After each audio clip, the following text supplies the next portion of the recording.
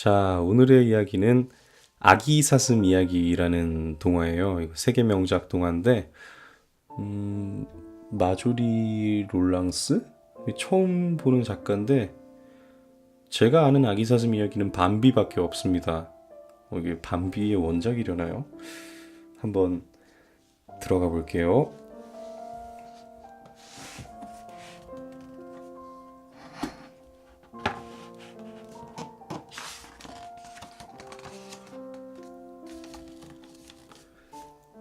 아기 사슴 이야기.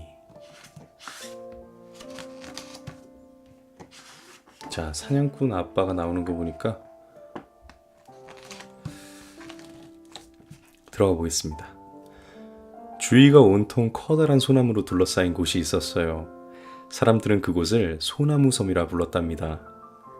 소나무 섬에는 조디 가족들이 살고 있었어요. 조디의 가족이 왜 깊은 산속까지 오게 되었냐고요?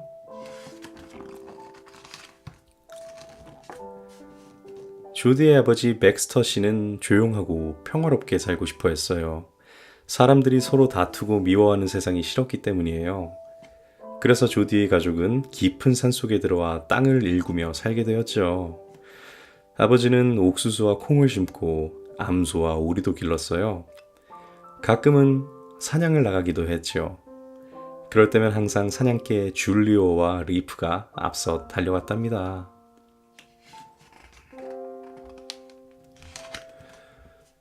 조디도 아버지를 따라 숲으로 사냥을 나간 어느 날이었어요. 얼마쯤 갔을까? 개머루덩굴 밑에 숨어있던 방울뱀이 아버지의 오른팔을 깨물고 달아났지 뭐예요? 조디는 걱정스럽게 아버지를 바라보았어요. 때마침 커다란 떡갈나무 옆으로 암사슴 한 마리가 나타나자 아버지는 총으로 암사슴을 쏘았어요. 그러고는 사슴이 간을 꺼내어 상처가 난 곳에 대고 꼭꼭 누르며 말했죠. 사슴의 간은 뱀의 독을 빨아낼 수 있단다. 그때였어요. 풀숲에서 바스락거리는 소리가 나더니 아기 사슴이 나타났어요. 죽은 암사슴이 새끼였어요. 아기 사슴은 아버지와 조디를 물끄러미 바라보고 서 있었어요. 아버지와 조디는 아기 사슴을 집으로 데려갔어요. 조디는 손가락에 우유를 묻혀서 아기 사슴의 입에 넣어 주었어요. 아기 사슴은 킁킁 하는 소리를 내며 열심히 손가락을 핥았죠. 조디는 헛간 한쪽에 짚을 깔아 푹신푹신한 잠자리도 만들어 주었어요. 이제부터 내가 형이야. 그러니까 말 잘 들어야 해. 다시 올 때까지 여기서 얌전히 쉬고 있어. 아기 사슴은 커다란 눈으로 조디를 쳐다보았어요. 며칠 후 조디는 친구 포더윙의 집으로 갔어요. 포더윙, 나야, 조디. 포더윙의 아버지 백 아저씨가 나와서 슬픈 목소리로 말했지요. 그 애는 죽었단다. 마치 바람에 꺼져버린 촛불처럼 우리 곁을 떠나갔지. 조디는 목이 메어 아무 말도 할 수가 없었어요. 아기 사슴의 이름을 지어달라고 왔는데 그 애는 벌써부터 널 기다렸단다. 아기 사슴의 꼬리가 꼭 작은 깃발처럼 생겨서 플렉이라고 부르면 좋겠다고 하더구나. 아저씨의 말에 조디는 포더윙과 함께 놀던 때가 생각나 마음이 너무 아팠어요. 시간이 흘렀어요. 아기 사슴 플렉은 부쩍부쩍 자랐지요. 장난도 무척 심해졌어요. 새털베개를 머리로 받아 찢어놓기도 하고 식탁에 뛰어올라 과자를 몽땅 먹어 치우기도 했죠. 그래도 조디는 플렉이 마냥 귀엽기만 했어요. 사흘 내내 비가 내리던 어느 날이었어요. 비가 그치자 조디의 가족은 그동안 일군 밭에 가보았죠. 밭은 이미 엉망이 되어 있었어요. 사탕수수는 쓰러지고 고구마들도 반쯤 썩어 있었죠. 야생동물들도 병에 걸려 여기저기에 죽어 있었어요. 그 모습을 본 조디는 플렉을 안으며 말했어요. 플렉, 넌 제발 아프지 마. 숲에 겨울이 찾아왔어요. 아기 사슴 플렉은 다리도 늘씬해지고 얼룩점도 희미해졌죠. 젖소 트리크시는 귀여운 암송아지를 한 마리 낳았어요. 하지만 며칠 후 큰 곰 드루프트가 나타나 송아지를 덥석 물어갔어요. 이번에는 정말 용서할 수가 없어. 가만 안 둘 테다.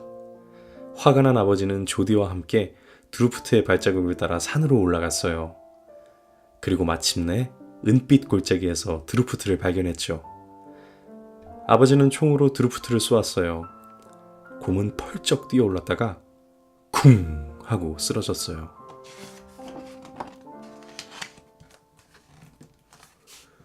어느덧 추운 겨울이 지나갔어요. 봄이 되자 조디는 밭일을 도와야 했죠. 아버지가 많이 아프셨거든요. 부쩍 자란 플렉의 장난은 점점 더 심해졌어요. 콩이 담긴 냄비를 부엌 바닥에 떨어뜨려 엉망으로 만들기도 하고 잠든 어머니 얼굴에 축축한 코를 갖다 대기도 했죠. 화가 난 어머니는 플렉을 빗자루로 때려주며 말했어요. 저 녀석 때문에 집안은 엉망이 되고 잠도 제대로 못 자겠어.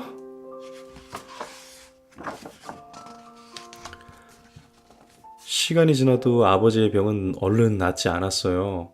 아버지는 조디에게 밭일을 부탁했어요. 조디야, 이 옥수수가 제법 자랐을 게다. 이 뿌리를 잘라먹는 벌레가 생기지 않았는지 살펴보고 오너라. 조디는 곧장 옥수수 밭으로 갔어요. 그런데 이게 어떻게 된 일이죠? 파릇파릇하게 돋아있던 옥수수 싹이 하나도 보이지 않았어요. 모두 플렉이 먹어버렸던 거예요. 조디는 누름이 터져나오는 것을 겨우겨우 참았어요. 조디, 이 더 이상 플렉을 그대로 둘 수가 없구나. 이 사슴 한 마리 때문에 우리 모두가 굶어 죽을 수는 없지 않니? 가엾기는 하지만 플렉을 죽이고 오너라. 아버지가 조디에게 말했어요. 조디는 아버지의 총을 어깨에 메고 플렉과 함께 숲으로 갔어요. 하지만 플렉을 죽일 수 없었지요. 플렉, 도저히 너를 쏠 수가 없어. 플렉은 차디찬 코끝을 조디의 얼굴에 대고 문질렀어요. 조디는 플렉을 식량 창고 뒤에 숨겼어요. 다음날 어머니는 잔뜩 화가 난 목소리로 말했어요.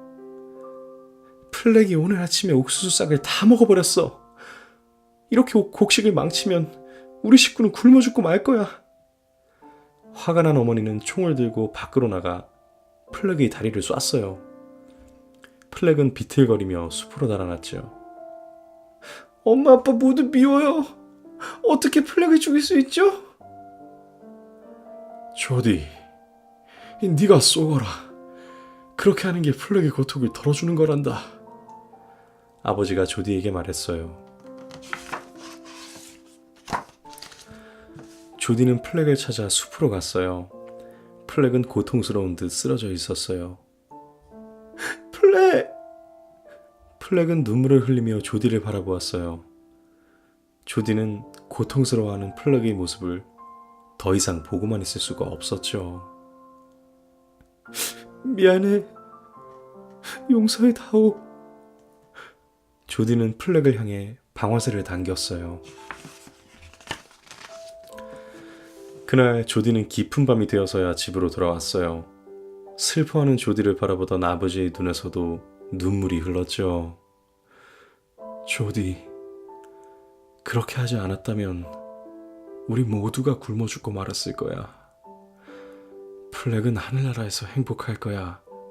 그러니까 기운 내렴. 조디는 아버지의 품에 안겨 흐느꼈어요. 그리고 잠자리에 누워 하루 동안 있었던 일을 생각했죠. 플렉, 정말 미안하구나. 하지만 이제부터 난 아빠 대신 일을 해야 해.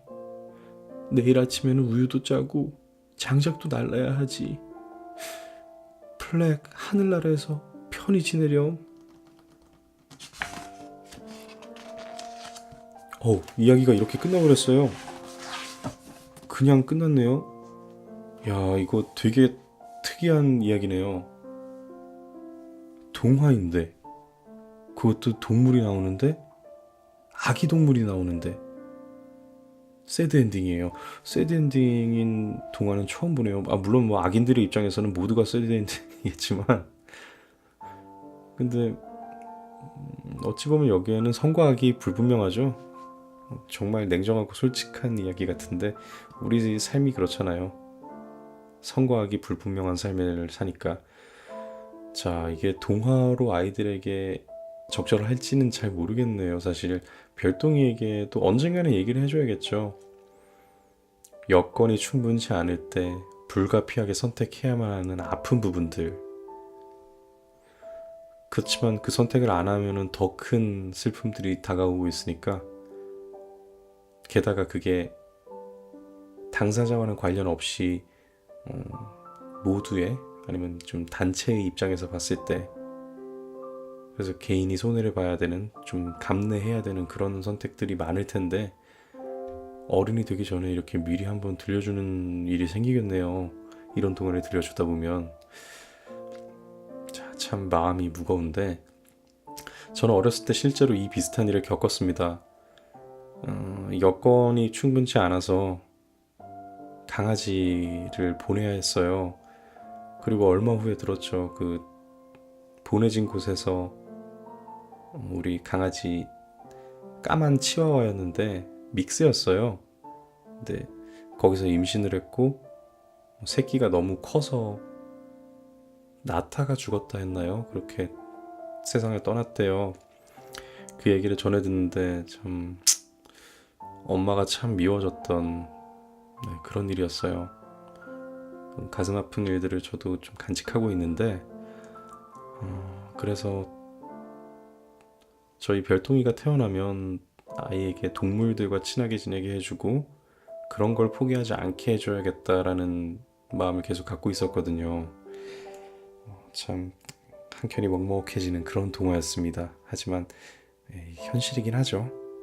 하지만 아이에게는 현실보다는 좀 꿈을 이야기해주고 싶네요.